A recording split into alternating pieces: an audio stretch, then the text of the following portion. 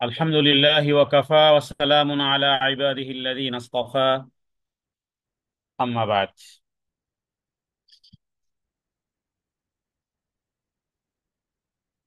জি ইনশাআল্লাহ আমরা হৃদয় অন্তরস্থল থেকে শুকরগুজার হচ্ছি, পড়ছি আলহামদুলিল্লাহ থুম্মা আলহামদুলিল্লাহ। সাপ্তাহিক তাওহীদ আলোচনার আজকের এই দীর্ঘদিন যাবৎ তাওহীদ বিষয় আলোচনায় আমরা অংশগ্রহণ করতে পেরেছি। আল্লাহর শুকরগুজার হচ্ছি। আল্লাহ তাআলা যেন আমাদেরকে ওই কথাগুলো বলার এবং শ্রবণ করার তৌফিক দান করেন, এই কথাগুলো শ্রবণ করার মাধ্যমে সত্যিকার অর্থেই তাওহীদ ঠিকঠাক হবে। তাওহীদ ঠিকঠাক হবে মানেই হলো যে আল্লাহ তাআলার সাথে সম্পৃক্ততা, সম্পর্ক উন্নত হবে এবং আল্লাহ তাআলার হক বিষয়ে আমরা জানতে পারবো। বান্দা হিসেবে আল্লাহর জন্য যেই হক,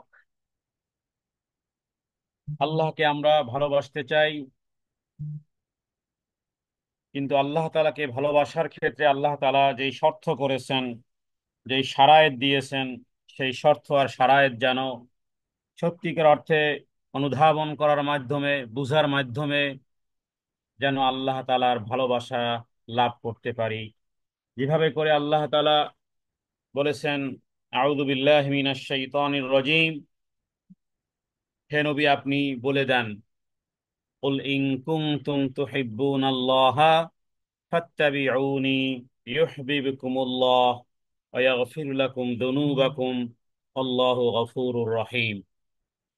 এই আয়াতের মধ্যে আল্লাহ তাআলা এই কথা বুঝিয়েছেন যে বিষয় পৃথিবীর যারা আল্লাহ তাআলাকে বিশ্বাস করে, আল্লাহতে বিশ্বাসী যারা, তারা সবাই আল্লাহকে ভালোবাসতে চায়। বিভিন্ন কারণেই বাসতে চায়, কারণ সে তার জীবনে অনুধাবন করেছে যে আল্লাহ তাআলা তাকে কত নিয়ামত দিয়েছেন, তার শারীরিক সুস্থতা দিয়েছেন, তাকে মানুষ বানিয়েছেন, হ্যাঁ, কত রকমের অনুগ্রহ অনুকম্পা সে ভোগ করেছে। বিধায় সে আল্লাহর প্রতি ভালোবাসা অনুভব করে। অতএব এই কথার ভিতরে পৃথিবীর অধিকাংশ মানুষ একমত পাওয়া গেলেও যখন তাদেরকে বলা হবে যে আল্লাহ তাআলার ভালোবাসা পেতে চাও, তাহলে এক কাজ করো,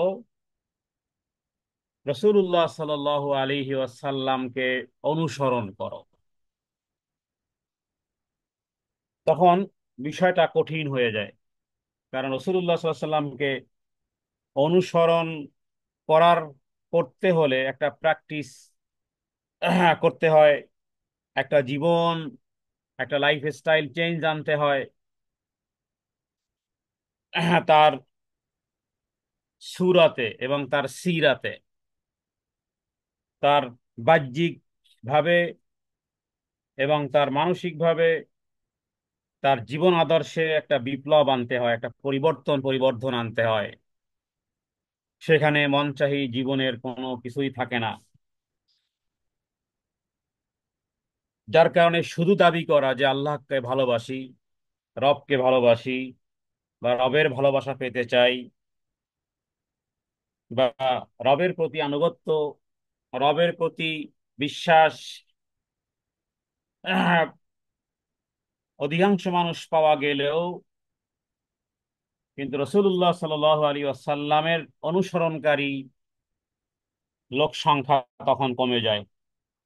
অথচ কোরআনুল কারীমের এই আয়াতটিতে সরাসরি সংক্ষিপ্ত অর্থ করলে এটি দাঁড়ায় যে তোমরা যারা আল্লাহ তাআলার ভালোবাসা পেতে চাও, তাহলে আল্লাহ তাআলা ভালোবাসা তোমাদেরকে দিবেন, আল্লাহ তোমাদেরকে ভালোবাসবেন।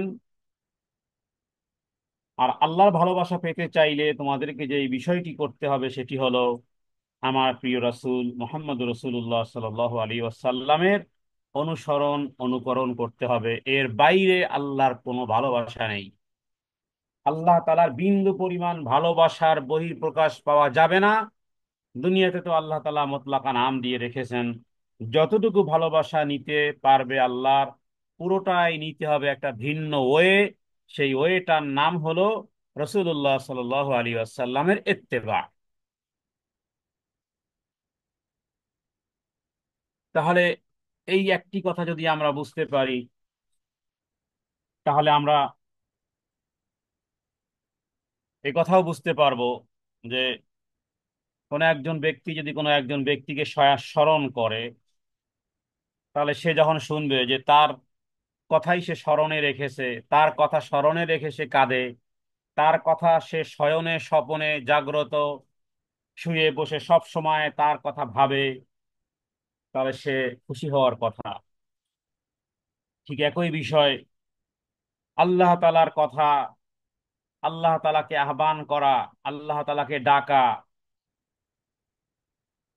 কোনো ব্যক্তি যদি করতে থাকে সব সময়, কিন্তু ওয়েটা একটু ভিন্ন, ওয়েটা রাসূলুল্লাহ সাল্লাল্লাহু আলাইহি সাল্লামের পদ্ধতি নয়। যেমন কেউ যদি আল্লাহ তাআলাকে শুধু খোদা তাআলা অথবা দয়াল,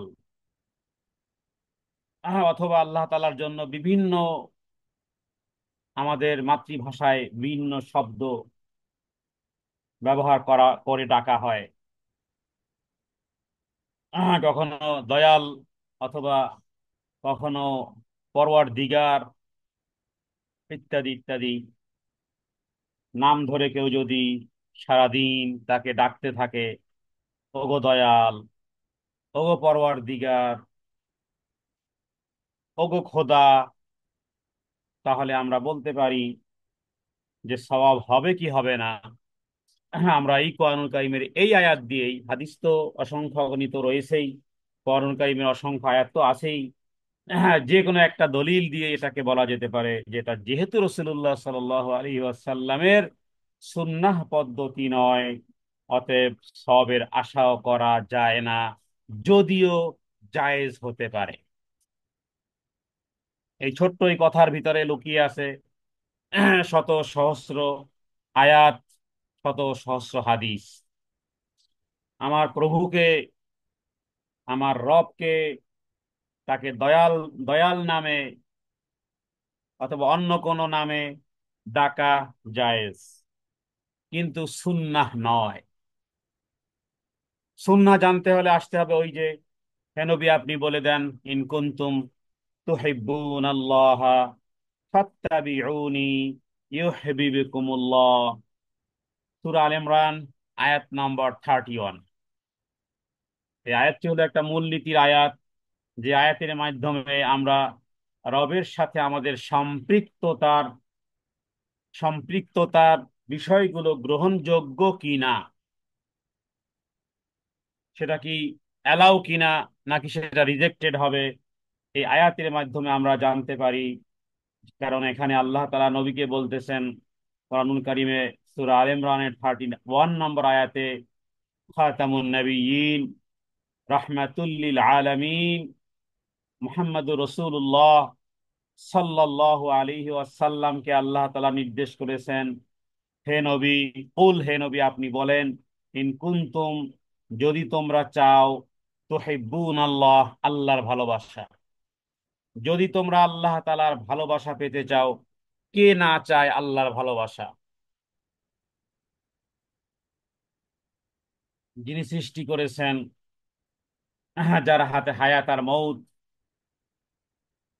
কে না চায় আল্লাহর ভালোবাসা? আমরা সবাই চাই আল্লাহ, আল্লাহ আমাদেরকে ভালোবাসুক, আমরা আল্লাহকে ভালোবাসি, বিনিময়ে আমরাও চাই আল্লাহর ভালোবাসা।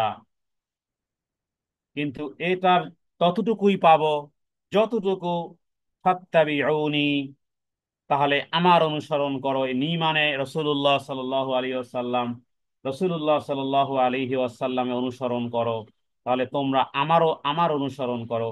যদি তোমরা আল্লাহকে ভালোবাসো, ভালোবাসতে চাও, তবে তোমরা কি করো? ফাত্তাবিউনি, আমার অনুসরণ করো। কে বলতেছেন? মুহাম্মদ সাল্লাল্লাহু আলাইহি ওয়াসাল্লাম বলতেছেন।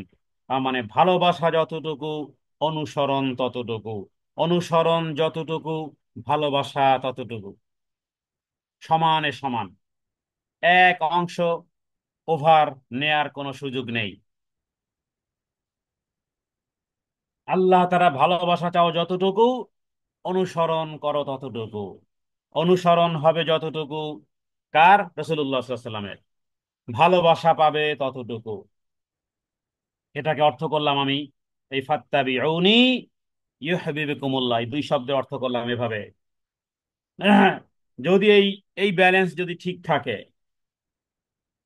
তাহলে কি হবে? আরো কিছু পাওয়ার আছে। আল্লাহ তাআলা এবার বলতেছেন, ফায়াগফির লাকুম দুনুবাকুম, বান্দা তোমার জীবনের সমস্ত গুনাহকে আমি ক্ষমা করে দেব।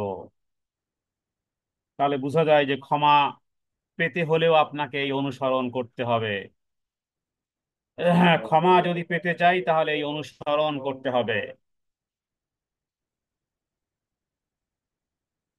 আল্লাহ তাআলার কাছে আমরা ক্ষমা চাই আজকের থেকে। তাহলে আমরা বুঝতে হবে যে আল্লাহ তাআলার ক্ষমা পেতে হলে আমাদেরকে পরিপূর্ণভাবে পরিপূর্ণভাবে ইত্তেবায়ে রসুল, রসুল্লাহ সাল্লাল্লাহু আলাইহি ওয়াসাল্লামের পূর্ণ অনুসরণের মধ্যে যতটুকু, যে যতটুকু আসবে, যেই নারী আসবে যতটুকু, হ্যাঁ, যেই পুরুষ আসবে যতটুকু,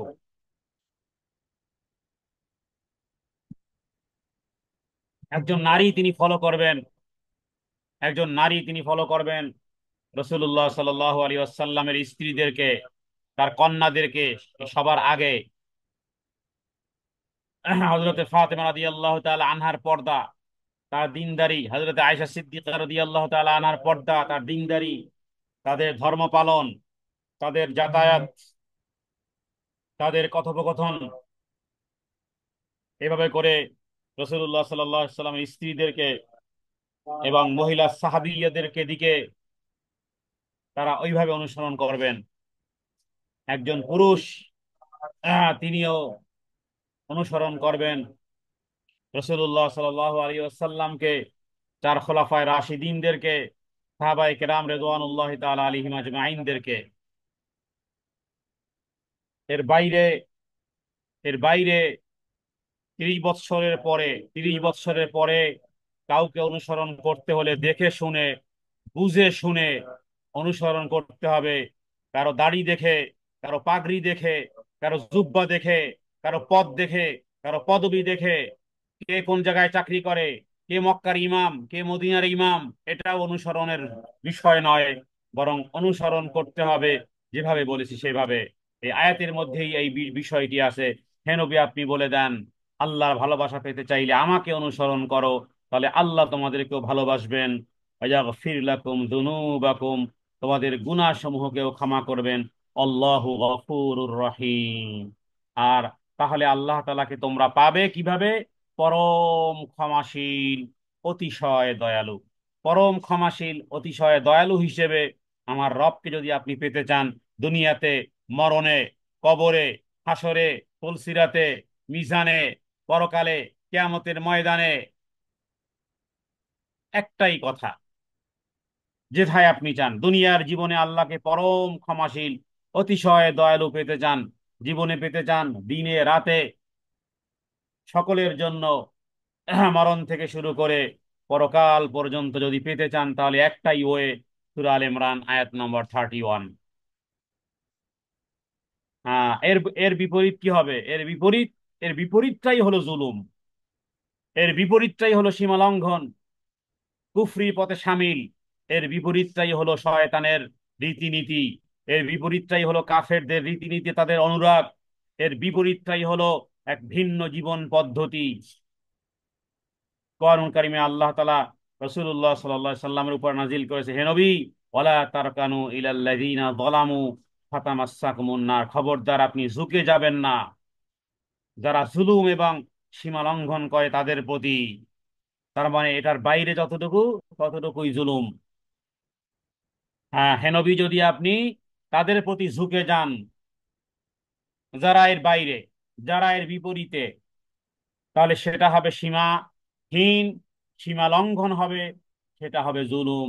এবং তাদেরকে এটাও খবর দিবেন, যদি তারা এই রকমের করে তাহলে ফাতামাসসাকুমুন নার, তাহলে কিয়ামতের দিন তাদেরকে জাহান্নামের আগুন লেপটে ধরবে, চেপে ধরবে, জাপটে ধরবে। বাঁচার উপায় কি? আয়াত 31 সূরা আল ইমরান। সূরা আল ইমরানের 31-এর বাহিরে যদি আমরা আসি তাহলে কি হবে সে বিষয়ে কোরআন কারীম এভাবে বলতেছে যে এর বাইরে যদি যাওয়া হয়, ওয়ালা তারকানু ইলাল্লাযীনা যালামু ফাতামাসসাকুমুন নার। তাহলে যারা আল্লাহর ভালোবাসা শুধু মুখে দাবি করে, রাসূলুল্লাহ সাল্লাল্লাহু আলাইহি ওয়াসাল্লামের অনুসরণের অনুকরণের মধ্যে আসতে পারেনি, তারা নিজেদের প্রতি তারা নিজেদের প্রতি জুলুম করেছে, সীমা লঙ্ঘন করেছে, কুফরির পথ, কাফেরদের পথ, কাফেরদের রীতিনীতি, তাদের জীবন পদ্ধতি ইত্যাদি অনুসরণ অনুকরণ করেছে। তারা আল্লাহর ক্রোধ তারা আল্লাহর ক্রোধ সঞ্চারকারী হবে। হ্যাঁ, তারা আল্লাহর রহমত থেকে বিদরিত হবে, আল্লাহর ক্ষমা থেকে দূরে থাকবে, আল্লাহর রহম থেকে দূরে থাকবে, আল্লাহর ভালোবাসা থেকেও তারা দূরে থাকবে। এর বিপরীতে কোরআন কারীম কথা বলতেছে যে তাহলে কি হবে, ফাতামাসসাকুমুন নার ওয়ালা তারকানু ইলাল্লাযীনা যালামু ফাতামাসসাকুমুন নার। জাহান্নামের আগুন তাদেরকে লেপ্টে ধরবে। ওমা লাকুম মিন দুনিল্লাহ, ওমা লাকুম মিন দুনিল্লাহ, আল্লাহ ছাড়া আর তোমার কেউ নেই। অথচ তুমি জানো, ওমা লাকুম মিন দুনিল্লাহ, আল্লাহ তাআলা ব্যতীত আর কেউ তোমার নেই। মিন দুনিল্লাহি মিন আউলিয়া, মানে আল্লাহ তাআলা ব্যতীত তোমার আর কোনো বন্ধু নেই। আল্লাহ তাআলা ব্যতীত তোমার আর কোনো বন্ধু নেই। সুম্মা লা তুনসারুন, কোথাও কোনোদিন তুমি সাহায্যকারী পাবে না। দুনিয়াতে আল্লাহ সাহায্য বন্ধ করেন না, দুনিয়াতে আল্লাহ সাহায্য বন্ধ করেন না, কিন্তু পরকালে তুমি সাহায্যকারী আর কাউকে খুঁজে পাবে না। এবার দেখুন তাহলে আম্বিয়ায়ে কেরামগণ কি করেছেন। আম্বিয়ায়ে কেরামগণ এই রীতিনীতি, সমস্ত আম্বিয়ায়ে কেরামগণ এই রীতিনীতি, এই অভ্যাস, এই পন্থা, এই পদ্ধতি, এই সুন্নাহ, এই রীতিনীতি নিজেরাও পালন করেছেন, মানুষদেরকে উৎসাহিত করেছেন। এবং এই সমস্ত রীতিনীতি, গুণ, পদ্ধতি এগুলো নিজেরা জীবনে বাস্তবায়িত করেছেন এবং মানুষকেও বলেছেন। আর এটাকে বলা যায় যে নবীদের রং। এটার নাম কি? নবীদের রং। নবীদের রং কিসের রং? এটা আল্লাহর রং। হ্যাঁ, এ পেইন্ট, এটা কাদের, এটা কাদের পেইন্ট? এটা নবীদের পেইন্ট। এটা আসলে আল্লাহ তাআলারই পেইন্ট, মানে আল্লাহর রং। হ্যাঁ, সিবগাতাল্লাহ, এটা আল্লাহর রং। সবক বলা হয়, রং কি বলা হয়? এখনো এখনো কোন আরবিকে বলেন যে সবক সবক দাও, এখানে সদ দিয়ে যেটা হয় আর কি। তাহলে এটা এটা মানে রং। সিবগাতাল্লাহ, আল্লাহ তাআলার রং। হ্যাঁ, অমান আহসানু মিনাল্লাহি সিবগা, আর আল্লাহ তাআলার রঙের চেয়ে কার রং ভালো হতে পারে বলো? ওয়ানাহনু লাহু আবিদুন। সূরা বাকারার এই আয়াতে আল্লাহ তাআলা বলতেছেন যে এই রং সম্পর্কে আল্লাহ নিজেই বলেন। রং কি আগেই বলা হয়েছে। সূরা আল ইমরান আয়াত আয়াত 31, টুগেদার টুগেদার হতে হবে। তাহলে আল্লাহ তাআলা বলতেছেন যে সিবগাতাল্লাহ, মান আহসানু মিনাল্লাহি সিবগা ওয়া নাহনু লাহু আবিদুন। বলে দাও আমরা গ্রহণ করেছি আল্লাহর রং, আমরা আল্লাহর রঙে রঙিন। সুতরাং সমাজে বিপরীতমুখী যদি কারো হিজাব, কারো বোরকা, কারো হাত মোজা, পা মোজা যদি কারো বিরক্তির সৃষ্টি করে, যিনি পরিধান করেন তার সমস্যা হয় না, কিন্তু যিনি দেখেন, তারা যদি ট্রিট করেন, কখনো যদি কারো প্রশ্নের সম্মুখীন হতে হয়, প্রশ্নের উত্তর একটাই যে সিবগাতাল্লাহ, আমান আহসানু মিনাল্লাহি সিবগা। আমরা তো আমরা তো আল্লাহর রং ধারণ করেছি, আর কার রং হতে পারে আল্লাহ তাআলার রঙের চেয়ে ভালো বলো?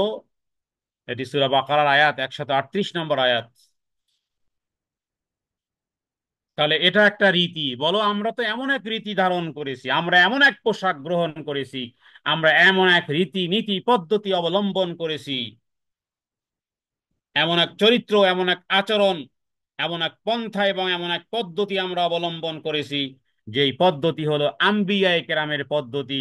আর আম্বিয়ায়ে কেরাম কোন নিজস্ব কোনো গবেষণা করে কোনো পদ্ধতি আবিষ্কার করেননি, বরং আল্লাহ তাআলা তাদেরকে যেইভাবে শিখিয়েছেন, যেই যেই রীতি, যেই পদ্ধতি, যেই আচার, যেই আচরণ, যেই স্বভাব, যেই মূল বৈশিষ্ট্য নিয়ে আম্বিয়ায়ে কেরামদেরকে যেই রীতিনীতি শিখিয়েছেন, সেই রীতিনীতি হলো এই উত্তম রীতিনীতি। আর এর চেয়ে আর উত্তম রীতিনীতি আর কি হতে পারে? সিবগাতাল্লাহ, ওমান আহসানু মিনাল্লাহি সিবগা। আর এরপরে সর্বশেষ শব্দটি আরো চমৎকার, অনাহনু লাহু আবিদুন। আমরা তো আল্লাহর ওই বান্দা বা বান্দি। আমরা আল্লাহ তাআলার ওই বান্দার বান্দি। গোলামের আবার পোশাক, গোলাম তো রব যে পোশাকে রাজি, সেই পোশাকে গোলামও রাজি। গোলামের চলাফেরা, গোলামের লাইফ স্টাইল তো তার রব, কারণ তার রব আছে। আর যার লাইফ স্টাইল ফ্রি, হ্যাঁ, ফ্রিডম, যে তারও তো একজন মালিক আছে। তার মালিক হলো ওই যে বিভিন্ন রঙে যেমন যেমন খুশি তেমন সাজো, এরকমের যদি 10 জনকে বলা হয় তাহলে দেখা যাবে 10 জনের 10 ভয়ালো মূর্তি। আর যদি 1000 লোককে বলা হয় যে এক সাজে সাজো, আপনি বলেন কাদেরকে ভালো লাগবে? লক্ষ মানুষকে যদি বলা হয় এক ড্রেস কোড মেনে চলো, তাহলে আপনি বলেন। আর যদি 100 লোককে বলা হয় যেমন খুশি তেমন সাজো, হ্যাঁ, কেউ সাজবে মানুষ, কেউ সাজবে দানব, কেউ সাজবে মাছ, কেউ সাজবে হাঙর, কেউ সাজবে ভুতুম পেঁচা, কেউ সাজবে কুমির, যা হয় আর কি আমাদের দেশে বর্ষবরণের সময় যা হয়। তাহলে রীতিনীতি কি? যা সূরা আলে ইমরানের আলে ইমরানের 31 নম্বর আয়াত থেকে আমরা পেয়েছি, যের মধ্যে আছে একটা রং, সেটাই বলা সিবগাতাল্লাহ, ওমান আহসানু মিনাল্লাহি সিবগা ওয়া নাহনু লাহু আবিদুন। কারণ আমরা তো তারই বান্দা, আমরা তো তারই ইবাদত বন্দি করি। হ্যাঁ, তাহলে বিপরীতমুখী যত পথ আছে, যত রীতিনীতি আছে, সব কিছু সব কিছুর ভিন্নতার পিছনে আছে ইবলিস। এগুলোর নাম হলো আরবিতে, এটাকে বলা হয় জাহিলিয়াত। এগুলোকে বলা হয় জাহিলিয়াত। আর এর বিপরীতে বিপরীতে আরেকটি পথ হলো যেটা আল্লাহর পথ, যেটা নবীদের পথ, হ্যাঁ, এবং প্রিয় সত্তাদের পথ, সিরাতাল্লাযীনা আনআমতা আলাইহিম, তাদের পথ, হ্যাঁ, ওই সমস্ত ব্যক্তিদের পথ যাদের উপরে আল্লাহ তাআলা অনুগ্রহ করেছেন, আনআমতা আলাইহিম, যাদের প্রতি আল্লাহ অনুগ্রহ করেছেন। আর এর বিপরীতে হয়তোবা লাইফ স্টাইল সুন্দর হতে পারে, হয়তো মনে হতে পারে যে এটা তো আরো চমৎকার। দুনিয়ার কোন কোন ব্যক্তির মতাদর্শের ভিত্তিতে যদি আপনি চলাফেরা করেন, মনে হতে পারে যে এরা তো অনেক চমৎকার, কিন্তু মনে রাখবেন এরা হলো এমন সব ব্যক্তির মতকে আপনি গ্রহণ করেছেন যাদের কাছে হেদায়েতের কোনো আলো নেই, আসমানি শিক্ষার কোনো রাহনুমাই নেই। সেটা লেনিনেরটা নেন, মার্কসালেরটা নেন, অথবা আইনস্টাইনেরটা নেন, অথবা পৃথিবীর বিখ্যাত বিখ্যাত প্রখ্যাত প্রখ্যাত ব্যক্তিদের লাইফ স্টাইল নেন না কেন, যাদের কাছে হেদায়েতের আলো ছিল না, ওভাবেই দুনিয়া থেকে চলে গেছে, আসমানি শিক্ষার কোনো গাইড তাদের কাছে ছিল না। অতএব বিষয়টি, এই আয়াতের দিকে দৃষ্টিপাত করা উচিত যে আমার জীবনের প্রতিটি বিষয় রাসূলুল্লাহ সাল্লাল্লাহু আলাইহি ওয়াসাল্লামের অনুসরণকৃত পথ এবং মত কিনা। তাহলেই সেটি হবে আল্লাহ তাআলার ভালোবাসা পাওয়ার মাধ্যম। রাসূলুল্লাহ সাল্লাল্লাহু আলাইহি ওয়াসাল্লামের সাথে ভালোবাসার সম্পর্ক যেমন হবে, তাও হবে আল্লাহ তাআলার জন্যই। রাসূলুল্লাহ সাল্লাল্লাহু আলাইহি ওয়াসাল্লামকে ভালোবাসা ইমানের দাবি, মানুষকে ভালোবাসা ইমানের দাবি। যদি ক্যাটাগরি বলা যায় যে পৃথিবীর গোটা মানুষকে আমরা ভালোবাসি, কিন্তু তারপরও যদি যদি পরীক্ষা দিতে হয়, পরীক্ষা দিতে গেলে যেন এটা হয় যে পৃথিবীর সমস্ত আত্মীয় স্বজন, মা বাবা ভাই বোন, তাদের চেয়ে যেন রসুল্লাহ সাল্লাল্লাহু আলাইহি ওয়াসাল্লামকে ভালোবাসার দাবিটা যেন বেশি হয়। আর রসুল্লাহ সাল্লাল্লাহু আলাইহি ওয়াসাল্লামকে ভালোবাসার দাবি কেন? ওই যে 31 নম্বর আয়াত সূরা আল ইমরানের, কুল ইন কুনতুম তুহিব্বুনাল্লাহ ফাত্তাবিউনি ইউহিব্বুকুমুল্লাহ। তাহলে স্টেপ বাই স্টেপ রাসূলুল্লাহ সাল্লাল্লাহু আলাইহি ওয়াসাল্লাম এভাবে করে বলেছেন যে লা ইউমিনু আহাদুকুম হাত্তা আকুনা আহাব্বা ইলাইহি মিন ওয়ালাদিহি ওয়ালাদিহি ওয়ান নাসি আজমাইন, মিন ওয়ালিদিহি ওয়ালাদিহি ওয়ান নাসি আজমাইন। তোমাদের কেউ প্রকৃতপক্ষে মুমিন বলে গণ্য হতে পারবে না যতক্ষণ না আমি তার কাছে তার সন্তান, তার সন্ততি, তার পিতা মাতা, তার সকল মানুষ অপেক্ষা অধিক প্রিয় বলে সাব্যস্ত হয়েছি। এজন্য খুব বিশেষ প্রিয় কোনো ব্যক্তি কোনো ভুল করলে চুপ থাকা যাবে না, বলতে হবে সুন্দর করে আদবের সাথে, আখলাকের সাথে। কারণ তাকে যতটা সম্মান করি, আমার বাবাকে আমি যতটা সম্মান করি, আমার মাকে যতটা সম্মান করি, আমার ওস্তাদকে যতটা আমি সম্মান করি, তার চেয়ে তো বেশি ভালোবাসা, বেশি সম্মান, বেশি মর্তবা, বেশি মর্যাদা আমি আমার রাসূলকে অলরেডি দিয়েই ফেলেছি। তাহলে কেন আমি বলবো না? শরীয়তের লঙ্ঘন হলে কেন আমি বলবো না? কারণ ভালোবাসা তো বেশি প্রবল, ভালোবাসা তো বেশি প্রবল। এই আয়াত, এই হাদিস থেকে, সেই বুখারী এবং সেই মুসলিমের এই হাদিসটি, তোমাদের কেউ প্রকৃত মুমিন বলে গণ্য হতে পারবে না যতক্ষণ না আমি তার কাছে তার সন্তান সন্ততি পিতা মাতা সকল মানুষ অপেক্ষা অধিক প্রিয় হিসেবে যতক্ষণ পর্যন্ত সাব্যস্ত না হই। হযরতে ওমর রাদিয়াল্লাহু তাআলা আনহু এটা শুনে বলেছিলেন যে এখনো তো হয়নি। তখন নবীজি বলেছেন, ওমর এখনো পরিপূর্ণ ইমানদার হওনি। দুইবার তিনবার এরপরে বলেছে, বাস এবার গ্রহণ করে ফেলেছি। বলেছে, ওমর এখনই তুমি পরিপূর্ণ ইমানদার হতে পেরেছো। এই পরীক্ষায় আমাদের নম্বর কত থাকবে আল্লাহই ভালো জানেন। তবে হ্যাঁ, যখন শুনবো তখন ঈমান রাখবো, বিশ্বাস রাখবো, দোয়া করব এবং এটা হৃদয়ে রাখার চেষ্টা করব যে সব কিছুর চেয়ে ভালোবাসা, সব কিছুর চেয়ে পিতা মাতা ভাই বোন আত্মীয় স্বজন সন্তান সন্ততির চেয়ে রাসূলুল্লাহ সাল্লাল্লাহু আলাইহি ওয়াসাল্লামের ভালোবাসা আমাদের পরিপূর্ণ ঈমানের সহায়ক।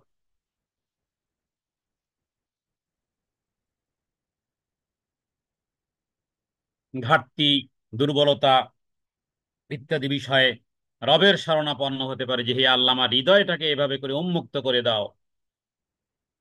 অন্য হাদিসেও বলা হয়েছে লা ইউমিনু আহাদুকুম হাত্তা আকুনা আহাব্বা ইলাইহি মিন নাফসিহি। তোমাদের কেউ ততক্ষণ পর্যন্ত মুমিন বলে গণ্য হতে পারবে না যতক্ষণ না হব আমি তার কাছে তার নিজের চেয়ে অধিক প্রিয়। তাহলে বোঝা যায় যে এই ক্ষেত্রে আমাদের এমন সব বিপরীতমুখী আবেদন, কার্যকরণ, অ্যাপ্লাই, বিভিন্ন রকমের বিষয়ে সতর্ক থাকতে হবে, হুঁশিয়ার থাকতে হবে। এগুলো থেকে নিজেদেরকে রক্ষা করে চলতে হবে। কারণ ওগুলো কি হয়, ভালোবাসার স্রোতকে আহ, বিকৃত করে দেয়, দুর্বল করে দেয়। এজন্য একেবারে সব বিষয়ের কোড, খাবার থেকে শুরু করে ঘুমানো, কাপড় চোপড় ইত্যাদি, লাইফ স্টাইল পুরোটাই রাসূলুল্লাহ সাল্লাল্লাহু আলাইহি ওয়াসাল্লামের আনিত জীবন বিধান মনে করে যখন আমরা পালন করব তখন ভালোবাসা গড়বে। বাচ্চাদেরকে ছোটকাল থেকেই এমন পোশাক পরিধান করানো উচিত, এমন পোশাকের সাথে সম্পৃক্ত করা উচিত তাদেরকে, এমন কোন ড্রেস তাদেরকে কিনে দেওয়া উচিত নয় যেই ড্রেসগুলো পরবর্তীকালেও পর্দার বিধান লঙ্ঘন হয়। তাদেরকে শিখাতে হবে লজ্জা, তাদেরকে শিখাতে হবে আদব, তাদেরকে শিখাতে হবে ইসলামের তাহজিব এবং তামাদ্দুন। তাহলে রাসূলুল্লাহ সাল্লাল্লাহু আলাইহি ওয়াসাল্লামের কে শুধু মুখ দিয়ে বলাটাই নয়, শুধুমাত্র দুরূদ পড়ার মাধ্যমেই ভালোবাসা বহিঃপ্রকাশ হয় না, বরং জীবন পরিবর্তন আর পরিবর্ধনের মাধ্যমেই হয়। কোরআনুল কারীমে আল্লাহ তাআলা বলেছেন, অতু আজিরুহু অতু আকিরুহু, তাকে সাহায্য করো, তাকে শ্রদ্ধা করো। সাহাবায়ে কেরাম রিদওয়ানুল্লাহি তাআলা আলাইহিম আজমাইন এই শ্রদ্ধাগুলো, এই ভালোবাসা তারা ব্যক্ত করেছেন। এ বিষয়ে আমরা দুই তিনটি কথা বলে তারপরে আমরা মূল বিষয়টি, তাওহীদের সাথে সম্পৃক্ত বিষয়টি আমরা উল্লেখ করব ইনশাআল্লাহ। রসুল্লাহ সাল্লাল্লাহু আলাইহি ওয়াসাল্লামকে ভালোবাসার নমুনা হিসেবে আমরা একজন নারীর কথা বলতে পারি, যেই নারী ছিল হযরতে যায়েদ ইবনে দাসনা। এবং রসুল্লাহ সাল্লাল্লাহু আলাইহি ওয়াসাল্লামকে সাহাবায়ে কেরাম যেভাবে করে ভালোবাসতেন, উরওয়া ইবনে মাসউদ আস-সাকাফি, যিনি যিনি তায়েফের ভিতরে সবচেয়ে নামকরা একজন ব্যক্তি ছিল, এবং মক্কার কুরাইশরা যে দুইজন ব্যক্তিকে বলতো যে যদি কোরআন নাজিল হতো, হাদাল কোরআন রজুলাইনি মিনাল ক্বরিয়াতাইনি আযীম, তাহলে ওই দুই ব্যক্তির উপর কোরআন কেন নাজিল হলো না। এই দ্বিতীয় যে ব্যক্তি ছিল সে ছিল কয়েক লক্ষ মানুষের সর্দার, ছিল তায়েফের সবচেয়ে বড় গোত্রের। তার নাম হলো উরওয়া ইবনে মাসউদ আস-সাকাফি।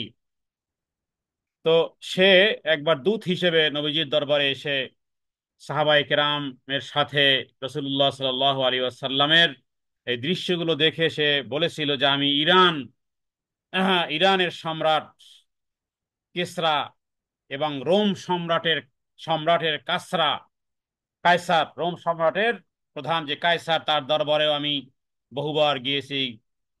কিন্তু মোহাম্মদ সাল্লাহ সাল্লামের সাথীদেরকে যেভাবে তাকে সম্মান করে শ্রদ্ধা করে, এইভাবে কোনো বাদশাকেও সম্মান এবং শ্রদ্ধা করতে আমরা দেখিনি।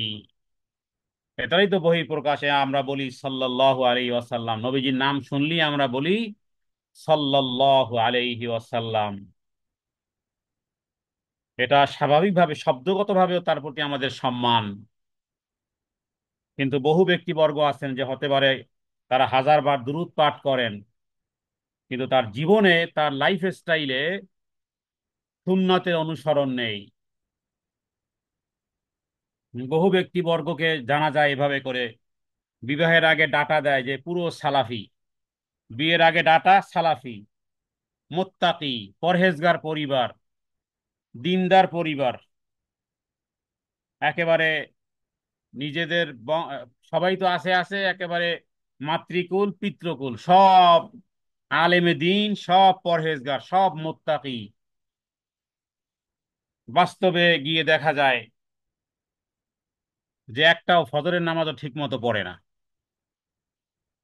দিনদারি কথা শোনা যায়, কিন্তু আসলে দিনদারিত্ব আছে মুখে, দিনদারিত্ব আছে কলমে, দিনদারিত্ব আছে হয়তোবা কিছু ড্রেসেও, বাহিরে গেলে হয়তোবা হাত মোজা পা মোজা, কিন্তু আসলে সত্যিকার অর্থে দিনদারিত্ব হৃদয়ে নেই। অথচ আত্তাকওয়া হা হেনা। হ্যাঁ, আল্লাহ তাআলার কাছে কি জবাব দিব আমরা? হ্যাঁ, সব জায়গার দিনদারিত্বের ভিতরে হৃদয়েও দিনদারিত্ব আনতে হবে। কারণ দিনদারিত্ব আসে না কেন? আসলে দিনদারিত্ব আসে না, আসলে আমরা সারাদিন যা শুনি, যা দেখি, যা পড়ি, পড়ি মকসুদুল মুমিনিন, পড়ি নিয়ামুল কোরআন, দেখি ইলেকট্রনিক্স মিডিয়াতে অন্য কিছু, মোবাইলে দেখি অন্য কিছু, ইত্যাদি ইত্যাদি। তো যার কারণে সবকিছু আর্টিফিশিয়াল হয়ে গেছে। কোরআনুল কারীম পড়ি না, কোরআনুল কারীম পড়তে পারি না, অর্থ সহ বুঝার চেষ্টা করি না, যার কারণে রবের সাথে সম্পৃক্ততা হয় না, রব সম্পর্কে জানতে পারি না। তো জাইদ ইবনে হযরতে জাইদ ইবনে দাসনা রাদিয়াল্লাহু তাআলা আনহুকে কুরাইশ কাফেররা হত্যা করার জন্য বধ্যভূমিতে নিয়ে যাচ্ছিল। তখন আবু সুফিয়ান তখন মুসলমান হয়নি। আবু সুফিয়ান তাকে বলেছিল, আহ, আবু সুফিয়ান তাকে বলেছিল হযরতে জাইদ ইবনে দাসনাকে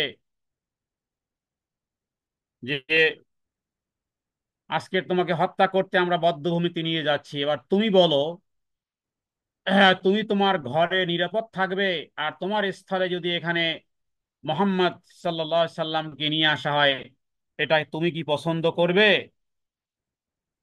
হ্যাঁ, এই প্রশ্ন করলো কে? আবু সুফিয়ান, এই সাহাবীকে। তখন যাকে এখন বধ্যভূমিতে, মানে কি, তাকে এখন হত্যা করবে, তাকে এখন শুলিতে চড়াবে। তো সাহাবী সেখানে বলতেছেন, আল্লাহি, আল্লাহর কসম, মোহাম্মদ সাল্লাল্লাহু আলাইহি ওয়াসাল্লাম এখন যেখানে তিনি আছেন সেখানেও তার কোনো গায়ে কাটা ফুটুক। দেখুন জবাব কাকে বলা হয়। আমাকে তো বধ্যভূমিতে নিয়ে যাচ্ছ শুলিতে চড়ানোর জন্য, মোহাম্মদ সাল্লাল্লাহু আলাইহি ওয়াসাল্লাম এখন যেখানে আছেন সেখানেও তার গায়ে কোনো কাটা ফুটুক, আর আমি আমার ঘরে আরামে বসে থাকবো, এটাও তো আমি পছন্দ করি না। আর আমার স্থলে মোহাম্মদ সাল্লাল্লাহু আলাইহি সাল্লাম তুমি কি ভাবো কি হে আবু সুফিয়ান?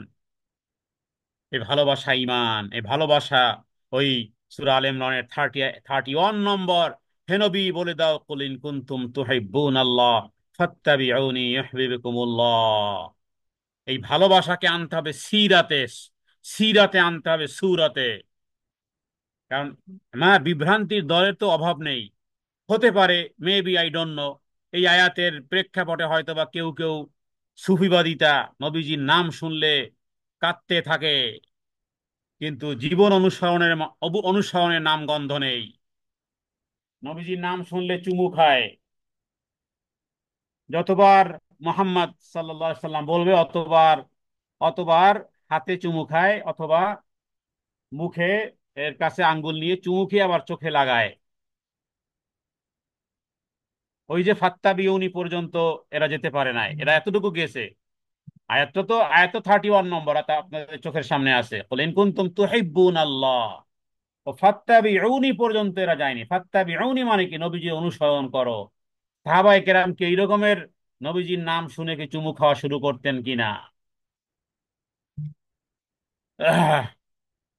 এই জন্য কেউ কেউ বলেছেন যে নবীকে ভালোবাসার একটি পরীক্ষা হলো যে নিজের জীবনকে আল্লাহর রাস্তায় ব্যয় করে দেওয়া, পুরো জীবন জিহাদের মাধ্যমে। এটা হলো বড় সুফিবাদ, বড় সুফিবাদিতা হলো এটা। এই অবস্থা দেখে তখন কোরাইশ সর্দার আবু সুফিয়ান তখনও ইসলাম গ্রহণ করেনি। তার মুখ দিয়ে বেরিয়ে আসে যে মোহাম্মদের সাথীরা, সাল্লাল্লাহু আলাইহি সাল্লামের সাথীরা যেভাবে তাকে ভালোবাসে আমি আর কাউকে কারো সাথে এমন ভালোবাসা পোষণ করতে দেখিনি। আল্লাহু আকবার কাবীরা, আলহামদুলিল্লাহি কাসীরা, ওয়া সুবহানাল্লাহি বুকরাতান ওয়া আসীলা। অনুরূপভাবে বনু দিনারের কোন একজন মুসলিম মহিলা, তার ব্যাপারেও জানা যায় যে তার স্বামী, তার পিতা, তার ভাই সব উহুদ যুদ্ধে শহীদ হয়ে গিয়েছিল। বনু দিনারের কোন একজন নারীর স্বামী যুদ্ধের ময়দানে শহীদ, পিতা, ভাই সকলেই শহীদ। যখন সেই মহিলাকে খবর দেওয়া হয়েছিল তখন সে বলেছিল, তখন সেই মহিলা বলেছিল যে আমার স্বামী মারা গেছে, পিতা মারা গেছে, ভাই মারা গেছে, তার আগে আমাকে বলো যে রসুল্লাহ সাল্লাল্লাহু আলাইহি ওয়াসাল্লাম তিনি কেমন আছেন। সিরাত ইবনে হিশামের মধ্যে আমি তো প্রায় বলি যে আপনার অন্ততপক্ষে রসুল্লাহ সাল্লাল্লাহু আলাইহি ওয়াসাল্লাম একটা জীবনী আপনারা পড়া উচিত, একটা জীবনী পড়া উচিত, গ্রহণযোগ্য একটা জীবনী আপনাদের পড়া উচিত। তাহলে এ সমস্ত কথাগুলো জানা যাবে, ঈমান বাড়বে, জীবনের হাজারো সমস্যার সমাধানের বিষয়গুলো উন্মোচন হবে। তো আম্মা, আমি একটু রেকর্ডিং আসছিলাম। জি। তো সেই মহিলা বলেছিল যে রসুল্লাহ সাল্লাল্লাহু আলাইহি ওয়াসাল্লাম তিনি কেমন আছেন তোমরা আমাকে বলো। যখন বলা হলো যে নবীজি সুস্থ আছেন, তখন সে আল্লাহ তাআলার শুকরিয়া আদায় করলো, বলল আলহামদুলিল্লাহ তিনি ভালো আছেন। তখন মহিলাটি বলল পরবর্তীকালে যে আমাকে একটু দেখিয়ে দাও। নবীজিকে দেখা মাত্রই সে বলেছিল যে যখন আপনি জীবিত আছেন ইয়া রাসূলুল্লাহ সাল্লাল্লাহু আলাইহি ওয়াসাল্লাম, আমার স্বামী হারানো, পিতা হারানো, ভাই হারানো সমস্ত দুঃখ আর কষ্ট মুসিবত আমার কাছে তুচ্ছ হয়ে গেছে। অনুরূপভাবে আবু দুজানা উহুদ যুদ্ধে রাসূলুল্লাহ সাল্লাল্লাহু আলাইহি ওয়াসাল্লামের উপরে কাফেরদের তীব্র আক্রমণের সময় নিজের শরীরকে ঢাল হিসেবে ব্যবহার করে দিয়েছিলেন। হযরতে তালহা রাদিয়াল্লাহু তাআলা আনহু তিনি কাফেরদের আক্রমণ প্রতিহত করেছিলেন, আঘাতের পরে আঘাত খেয়ে গোটা শরীর টুকরো টুকরো হয়ে গিয়েছিল, ঝাঁঝরা হয়ে গিয়েছিল। সিরাত ইবনে হিশামের মধ্যে এরকমের শত সহস্র ঘটনাগুলো রয়েছে। মূলত আসলে বিষয়টি কি? বিষয়টি হলো যে রাসূলুল্লাহ সাল্লাল্লাহু আলাইহি ওয়াসাল্লামের প্রতি ভালোবাসা, এটা ঈমান, কিন্তু সেটা হতে হবে ওই পদ্ধতি যেভাবে করে সাহাবায়ে কেরাম রিদওয়ানুল্লাহি তাআলা আলাইহিম আজমাইন তারা করেছেন। এজন্য প্রায় আপনাদেরকে আমি একটি কথা বলি যে আপনারা দ্বীনের মাসলা মাসাইল জানার ক্ষেত্রে, এবং এটি আহলে সুন্নাত ওয়াল জামাতের আকীদা এবং বিশ্বাসও এটি, যে তারা আসলে জায়েজের প্রশ্ন নয়, বরং প্রতিটি জিনিস জানার চেষ্টা করবে যে এটি সুন্নাহ কিনা, সুন্নাহ অনুসরণ করবে তারা। কারণ রাসূলুল্লাহ সাল্লাল্লাহু আলাইহি ওয়াসাল্লাম তিনি বিদায় হজের ভাষণে এবং তিনি বলেছেন যে তারাকতু ফীকুম আমরাইন, আমি দুটি জিনিস তোমাদের কাছে রেখে গেলাম। এক হলো আল্লাহর কিতাব, কিতাবুল্লাহ, আল্লাহর কিতাব।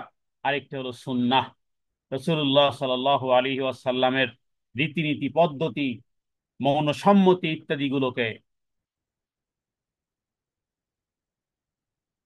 তাহলেই হবে, তাহলেই একমাত্র আমরা আল্লাহ তাআলার ভালোবাসা লাভ করতে পারবো। রাসূলুল্লাহ সাল্লাল্লাহু আলাইহি ওয়াসাল্লামের অনুসরণ হবে যেই পরিমাণ, ঠিক ভালোবাসাও পাবো আমরা আল্লাহ তাআলার কাছ থেকে সম পরিমাণ। তাওহীদের দাবিও মূলত আসলে এগুলোই, তাওহীদের দাবি মূলত আসলে এগুলোই।